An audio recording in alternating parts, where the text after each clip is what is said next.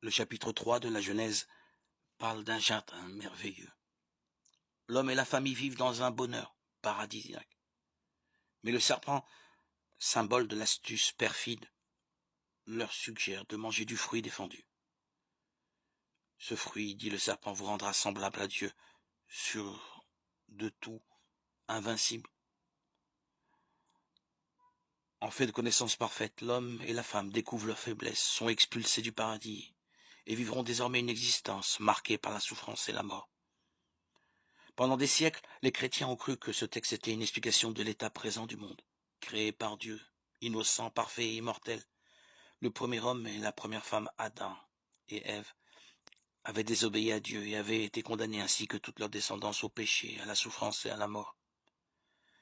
Les découvertes sur les origines de l'homme ont montré que les premiers hommes ne ressemblaient pas au couple idéal d'Adam et Ève. La découverte de textes babyloniens semblables ont emmené les lecteurs modernes à lire les textes de la Genèse autrement. L'écrivain aurait voulu montrer que les humains ont une part de responsabilité dans le mal et le malheur qui frappent leur existence. Pourquoi ? Parce qu'ils oublient ou refusent les lois de la vie posées par Dieu d'après la Bible.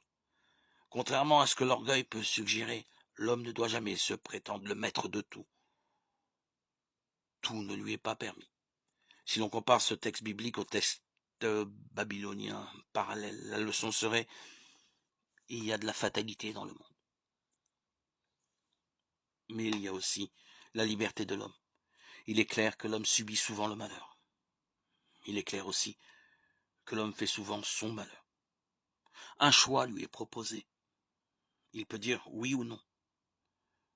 Ce choix peut être cause de bonheur ou de malheur. La fatalité existe. Elle ne doit pas être une excuse pour fuir ses responsabilités.